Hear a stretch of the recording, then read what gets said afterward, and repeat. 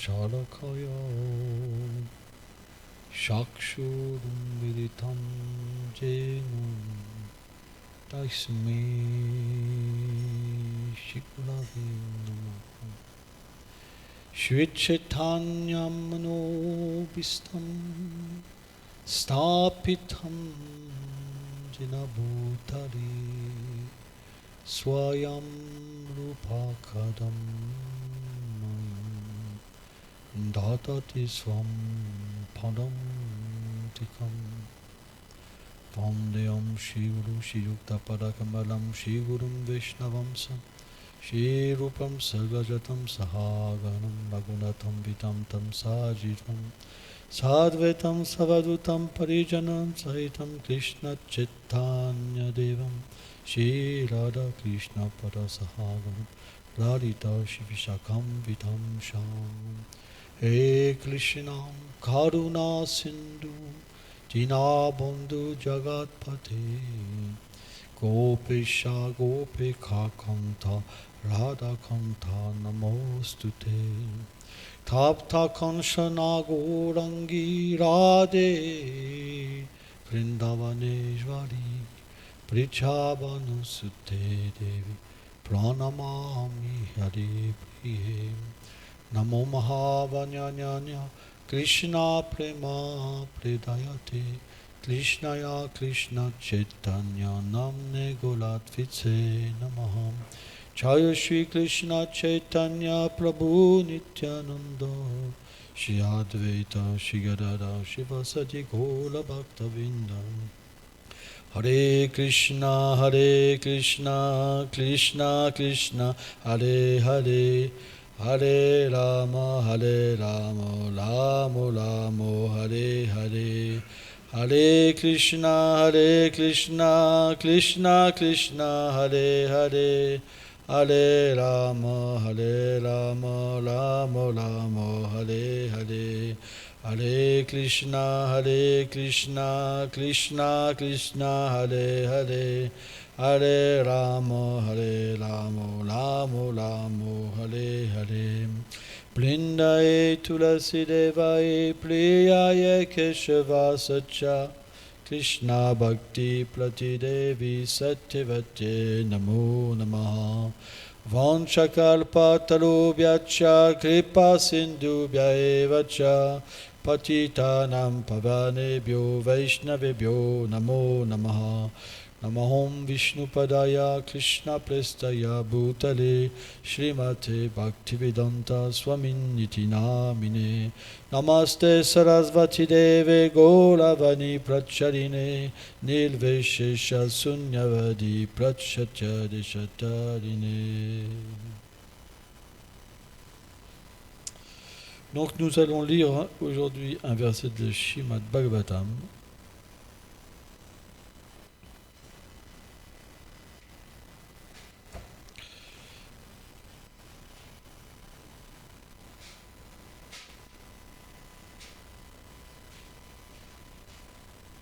Page 230, verset 9.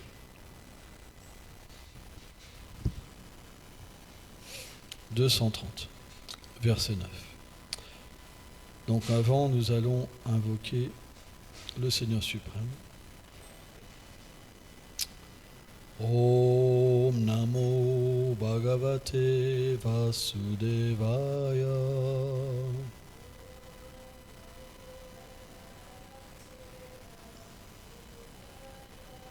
Om Namo Bhagavate Vasudevaya.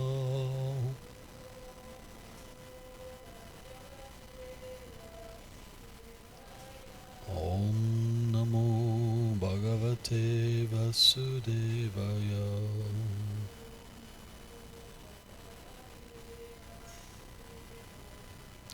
Uttara Uvacha Pai Pai Ma Yogin Deva Deva Jagatpate Nanyam Dvab Avaryam Pashe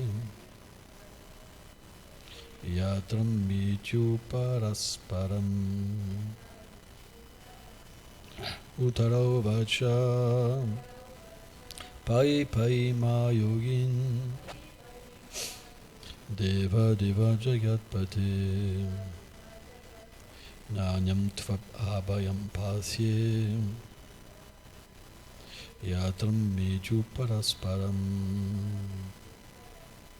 Uttaro vacha pai pai ma yogin Deva Deva Jagatpate Nanyam Tvap Apyam Pasye Yatram Meju Parasparam.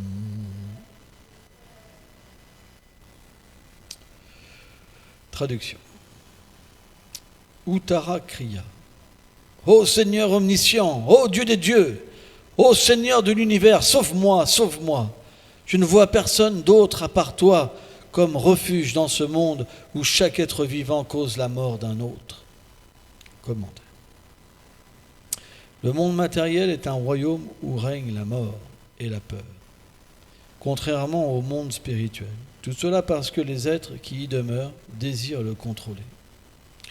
Aussi, celui qui veut s'en affranchir doit-il simplement s'abandonner à Krishna. C'est pourquoi Uttara dit « Je ne vois personne d'autre que toi qui puisse me donner l'absence de peur. » La mort est mutuelle, dans le sens où une personne cause la mort d'une autre et que quelqu'un d'autre cause sa mort.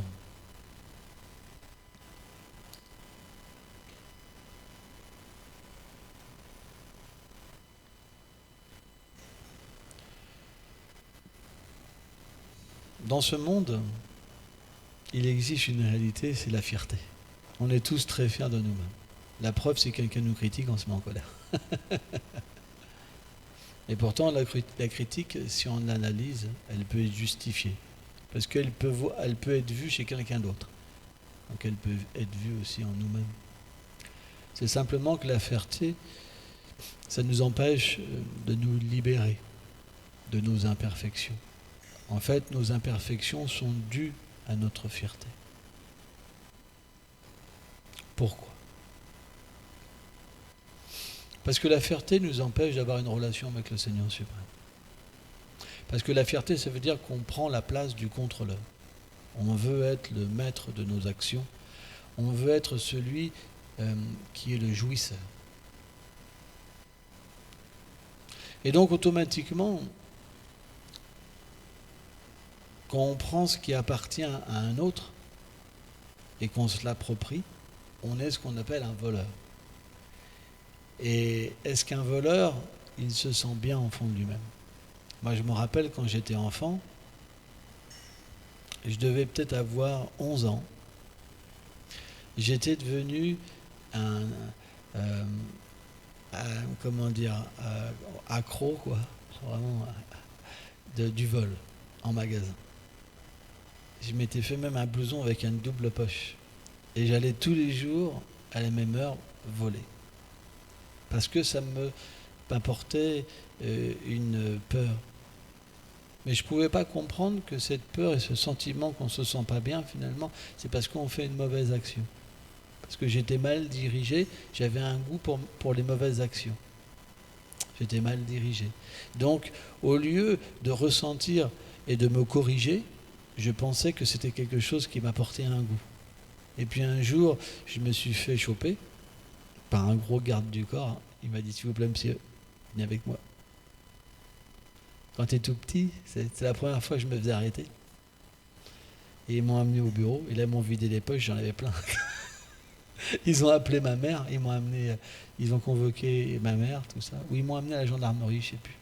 Bon, bref. Et donc, j'ai dit, je ne recommencerai plus, mais tu parles. J'ai recommencé d'une autre manière, pas de cette manière-là.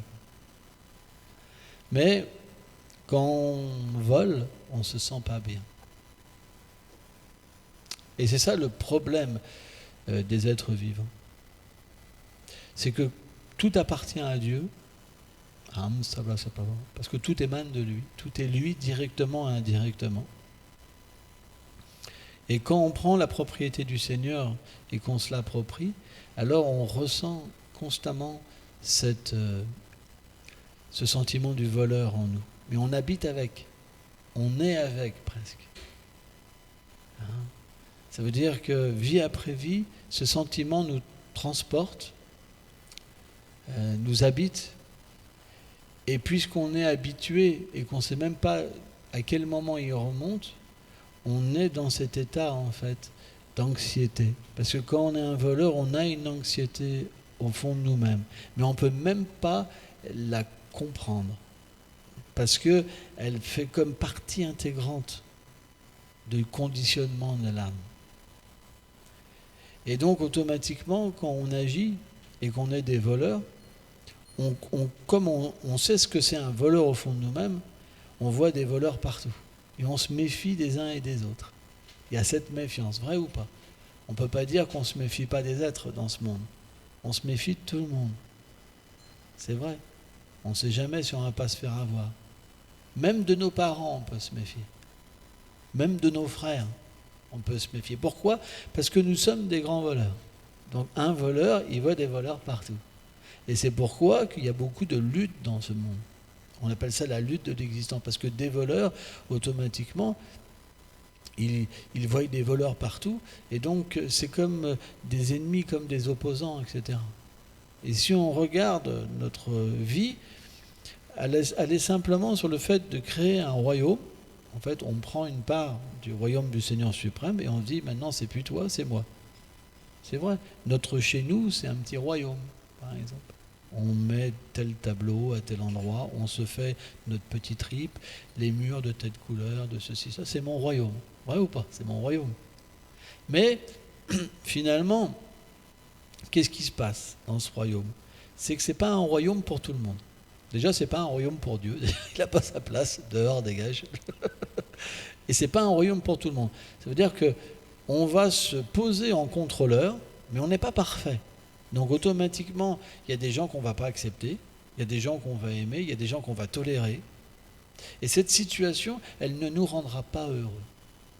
Elle ne peut pas nous rendre heureux, parce qu'elle ne nous libère pas, mais elle nous atrophie. Et c'est ça le problème du monde matériel. C'est qu'il nous rend obtus. Notre conscience, elle devient rétrécie, au point qu'on n'a plus d'intelligence pour communiquer avec le Seigneur suprême. Aimer le Seigneur suprême parce qu'il est la source de l'amour et automatiquement établir un lien avec tous les êtres vivants. Et c'est ça notre problème, c'est un grand problème. C'est pourquoi Uttara, par exemple, elle est dans un moment de grand danger. Parce qu'on est dans un temps où les gens avaient des grands pouvoirs. Et il y avait un brahmana qui s'appelait Ajvatam. Et Ajvatam était un grand guerrier. Il est une manifestation partielle de Shiva. Parce que quand le Seigneur vient sur la terre, il y a des êtres extraordinaires. Et il voulait donc tuer l'enfant d'Arjuna dans le sein d'Uttara. Parce qu'il devait être un grand roi. Il devait être la descendance des Pandavas. Et donc il voulait absolument arrêter cette dynastie. Et il a envoyé un Brahmastra. Brahmastra, c'est l'arme de Brahma. Elle peut détruire presque l'univers entier, si elle veut.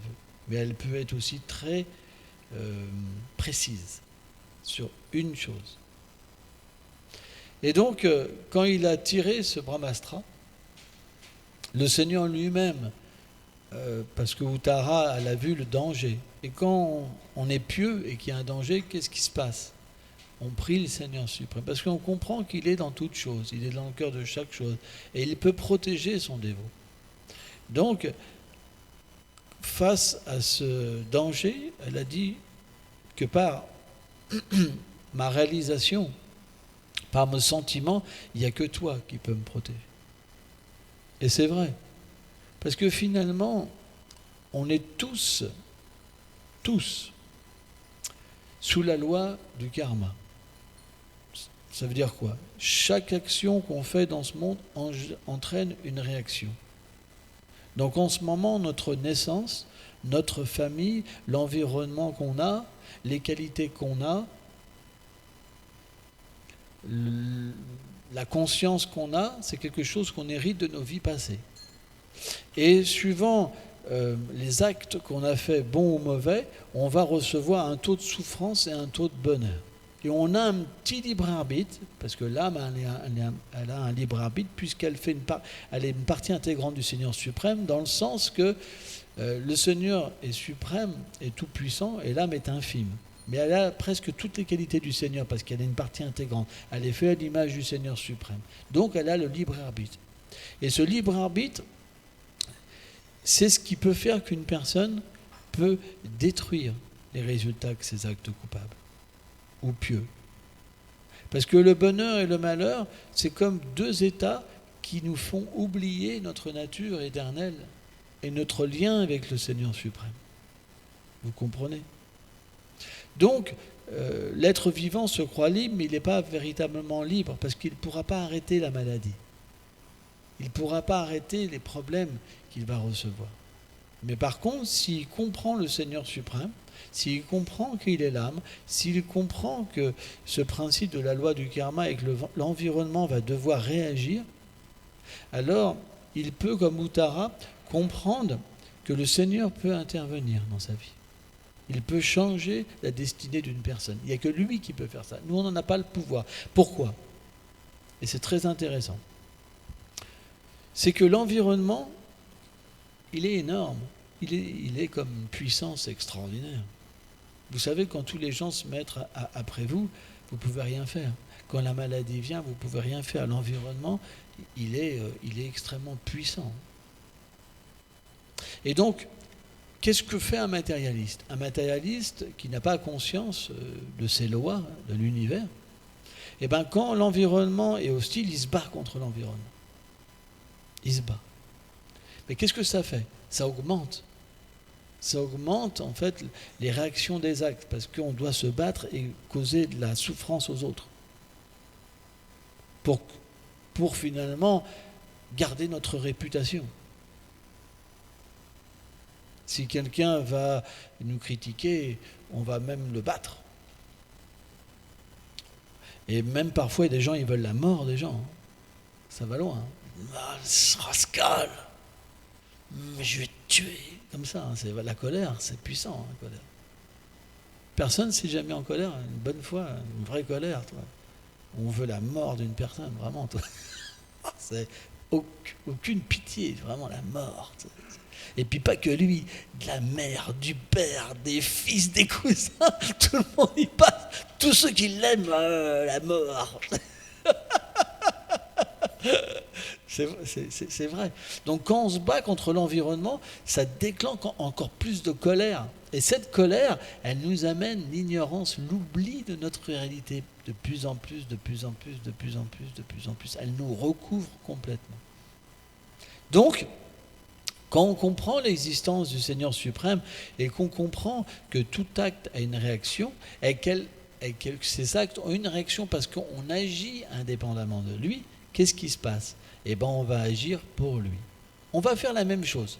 Imaginez que, par exemple, vous êtes un enfant d'un grand propriétaire qui a beaucoup d'argent, qui a beaucoup de ceci. Vous êtes son enfant, naturellement, vous profitez de la propriété du père. Mais ça ne vous appartient pas. Mais vous profitez quand même. De la même manière, quand on est un dévot du Seigneur, on comprend que rien n'est à nous. Mais la différence, c'est que quand on utilise un objet pour le plaisir du Seigneur suprême, c'est qu'on obtient le Seigneur suprême. C'est pas comme dans le monde matériel. Or, le Seigneur, il a une qualité, c'est qu'il est réciproque avec les êtres vivants. Si vous l'aimez, il vous aime. Si vous vous abandonnez à lui, il s'abandonne à vous. Et puisqu'il est limité, et que sa beauté et sa douceur sont inconcevables, le résultat, c'est que vous obtenez l'amour, l'affection, tout ce que vous cherchez, mais d'une manière illimitée. Parce qu'on cherche cette personne-là à travers les autres. Mais personne n'arrive à nous combler. Parce que tout a un début et une fin, les gens sont imparfaits et c'est frustrant. Et on souffre. Et à force de souffrir, notre cœur devient de plus en plus dur. C'est vrai. Ça devient comme à l'armée.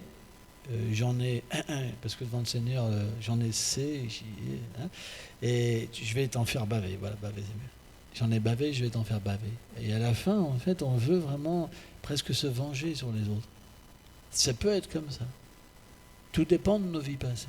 Si on a eu une vie passée pieuse, on ne peut pas être comme ça parce qu'on a une moralité en nous déjà installée de nos vies passées. Ça veut dire qu'on est avec une moralité, on est avec de la vertu. Ça veut dire que quand on nous fait du mal, on ne comprend pas et on n'a pas forcément envie de faire du mal aux autres. Mais ça veut dire que quelqu'un a fait des actes de vertu dans sa vie passée. Et naturellement, quelqu'un de vertueux, il peut comprendre Dieu. Parce que s'il tombe sur, je dis bien, des vrais religieux, des vrais hommes de Dieu, il va retrouver les mêmes qualités, mais plus grandes encore. Parce qu'au contact du Seigneur suprême, elles augmentent. Elles s'embellissent. Et donc, automatiquement, sa réalisation, c'est que ça me plaît. Parce que je me retrouve. Alors, bien sûr, au début, on ne peut pas tout comprendre. Il y a un principe du doute. Qu'est-ce que c'est le doute? Il y a une loi universelle avec des lois et on a notre expérience de la vie. Ça veut dire que vie après vie dans le corps subtil qui recouvre l'âme. Alors le corps subtil, pour expliquer ça, par exemple, les gens quand ils dorment, ils sortent de leur corps, ils se voient au-dessus du corps. C'est une expérience que les gens ont. Ou la mort imminente, ils sortent du corps en fait. Et l'âme, elle sort à travers le corps subtil. Et il y a le corps grossier, après elle réintègre le corps grossier. Donc à travers le corps subtil, le corps grossier, il ne dure qu'une vie. Quand il est usagé, on change, mais on est transporté à travers le corps subtil. Et le corps subtil, il est finalement comme une bande où toutes les impressions des vies passées sont imprégnées dedans. On appelle ça des samskars, des impressions. Des impressions de la vue, des impressions du toucher, des impressions de l'odorat, des impressions du son. Toutes les expériences qu'on a eues, elles sont dans le corps subtil. C'est comme une banque de données. Et ça, c'est notre connaissance. En ce moment, quand on analyse une chose et qu'on comprend une chose, c'est avec ce corps subtil. C'est notre intelligence. Lui, ça doit être un grand voleur. Lui, pourtant, c'est peut-être pas vrai. Mais on a dû à des impressions, des expériences, on dit lui, il a des grandes aires et un grand nez. C'est pas bon. Parce que j'ai déjà eu pas mal d'expériences avec ces genres de mammifères, là. Et à chaque fois, ça m'a coûté des sous. Donc on va avoir, si vous voulez, des réflexes qui ne sont pas forcément applicables partout, dans toutes les situations. Et c'est pour ça qu'on se trompe. Parfois, on juge une personne et on prend une grosse claque. Par exemple, il y a une histoire, une belle histoire chrétienne. Ils en ont fait un film « Tu ne tueras point », où c'était quelqu'un qui voulait se battre pour son pays. C'était la guerre du Vietnam, mais il ne voulait pas prendre d'armes. Mais il voulait quand même faire la guerre pour son pays. Et donc il a été frappé, déshonoré, etc. Et finalement, le président de la République, il lui a permis de faire la guerre de cette manière-là. Donc il a été aide-soignant pendant la guerre. Et il a sauvé, je ne sais plus combien d'hommes en fait au combat, quelque chose d'extraordinaire, quoi. Et la personne qui lui avait fait le plus de mal, donc il l'a sauvé. Hein. Et elle est venue le voir, il a dit comme ça, je me suis jamais autant trompé sur une personne. Jamais. Jamais. Parce que c'est devenu un héros national. Il avait sauvé, je sais pas, 170 GI, quoi. Tu vois, des gars sans jambes et tout. Tu vois, vraiment, tout seul. Hein. Tout le monde avait déserté, quoi, était parti de la zone et il est resté tout seul pour sauver, en fait. Et c'est une belle histoire. Et en fait, le commandant, il est venu, il lui a dit, jamais je me suis trompé autant sur une personne. Parce ils avaient voulu en fait qu'il craque. Pendant plus d'1 mois, il s'est fait frapper. Vraiment, pas de permission, rien. Vraiment, il devait se marier, il lui empêchait de se marier et tout. Il voulait qu'il craque, qu'il démissionne. Quoi. Il ne voulait pas de lui. Et ils n'ont pas réussi. Et donc, à contre-cœur, ils ont été obligés de le prendre avec eux. Mais comme c'était un héros, le commandant est d'une gloire, je ne me suis jamais autant trompé. Et donc pourquoi ? Parce que notre connaissance, elle est faillible. Nous avons des sens imparfaits.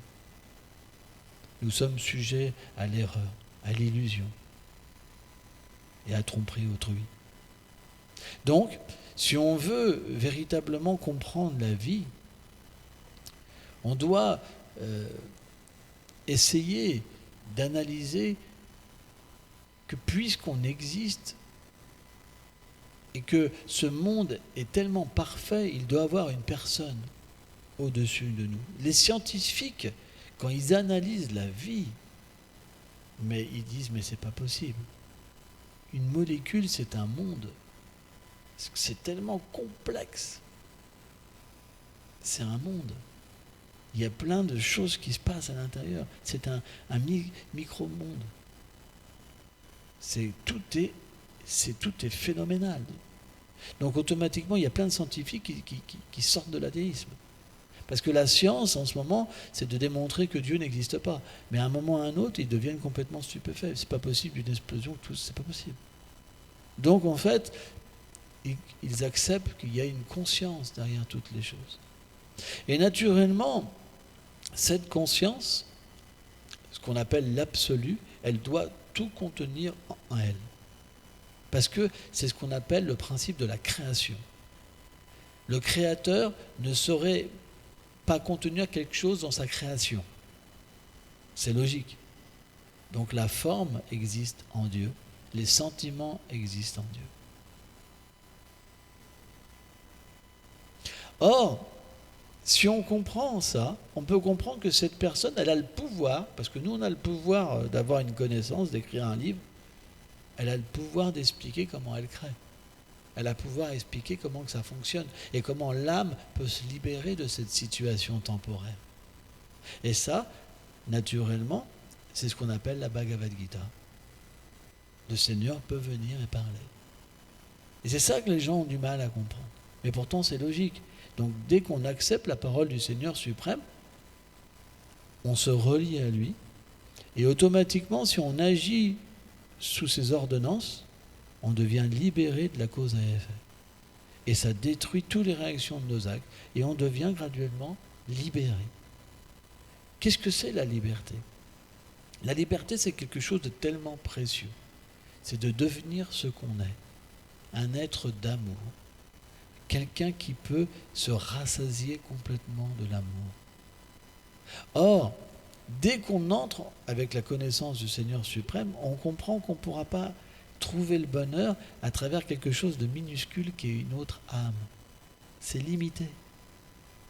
Par exemple, si on observe le corps matériel, rien que le corps matériel, on sent mauvais de la bouche, par exemple, on sent vite mauvais, on se met en colère, on est égoïste. Mais pour rester ensemble, un homme, une femme, il faut faire tellement de concessions. C'est phénoménal. Et parfois, vous pouvez faire tout ce que vous voulez, la personne vous rejette. Pourquoi ? Parce qu'elle a fait le tour. Vous êtes limité, donc à un moment, elle se dit, c'est toujours la même chose, je vais aller voir ailleurs. Et on passe d'un autre, comme ça, et on est toujours insatisfait. Et c'est une réalité, parce que la finalité, c'est la mort. La finalité, c'est la maladie. Il y a toujours quelque chose qui nous sépare dans ce monde. Donc, celui qui est intelligent, il comprend que ce n'est pas normal. Il y a un problème là-dedans. Et donc, quand on comprend la Bhagavad Gita, quand on comprend l'enseignement du Seigneur, qu'on est l'âme, et que simplement on est dans cette situation parce qu'on fait un mauvais choix, parce qu'on veut le limiter, alors on comprend qu'il faut arrêter. Et simplement on fait les mêmes actions. C'est pas qu'on change notre vie, mais on le fait pour lui. Et à partir de là, il y a une relation qui se crée. C'est-à-dire que le Seigneur qui nous accompagne dans le cœur, il commence à se révéler à l'entité vivante, à l'âme. Et là, on voit la vérité. Et on se dit, waouh, j'ai vécu tout ce temps dans l'ignorance alors que tu étais à côté de moi. Tu m'as accompagné tout le temps, en fait. Et là, on devient un dévot du Seigneur. C'est ça la foi. La foi, c'est pas qu'on voit rien. La foi, justement, c'est qu'on perçoit quelque chose que les autres ne perçoivent pas. Parce que les autres ne veulent pas. Quand Krishna explique, ça va sur les Vishto, je suis le souvenir et l'oubli. Ça veut dire qu'il permet à l'être de l'oublier, parce que c'est son désir, parce qu'il comble les désirs, mais il permet aussi à l'être de se souvenir de qui il est. Et c'est ça la liberté. La liberté, c'est pas de vivre dans l'ignorance et d'être dans cette lutte pour l'existence, constamment. La liberté, c'est avant tout de comprendre qui on est et de ne pas dépendre de choses tellement petites pour être heureux. On est libre. Ça veut dire qu'on peut s'adresser aux gens, on peut être avec les gens sans vouloir les exploiter. Parce qu'on est connecté avec la source de l'amour. Et on devient satisfait, on devient libre. Libre du nom, libre de la renommée. Et ça, c'est le bien le plus merveilleux. Parce que même si on a un ennemi, on ne le détestera pas, on l'aimera. Parce qu'on comprend notre réalité, on comprend la réalité chez tous les êtres. Ça s'applique sur nous et ça s'applique sur les autres. Parce que comme le Seigneur, il est dans notre cœur et dans le cœur de tous les êtres, il peut nous faire voir la réalité chez les autres. Donc quand on voit la réalité et qu'on voit que les autres ont oublié leur réalité et à cause de ça, ils deviennent envieux, en colère, racistes, ceci, cela, on leur pardonne. Moi, une fois, j'avais un ami et il habitait avec nous dans la communauté et à un moment, il a commencé à mal se comporter et il est devenu graduellement avec des problèmes psychologiques. En réalité, il faisait des pratiques un peu bizarres. Et donc, il était comme envoûté par quelque chose, il n'était plus normal. Et des trucs vraiment... C'était... Pour les femmes, elles avaient peur. Hein. Dès qu'elles le croisaient, donc c'était un peu extrême. Donc j'étais obligé d'appeler l'hôpital psychiatrique, il n'y avait pas le choix parce qu'on ne savait pas comment ça allait se finir. Donc ils sont arrivés, camisole de force, etc. Et donc ça fait mal de voir un frère comme ça. Ça me faisait vraiment mal, quoi. Des fois on rencontre des tests comme ça de gens qu'on aime mais on n'a pas envie que ça leur arrive. Hein.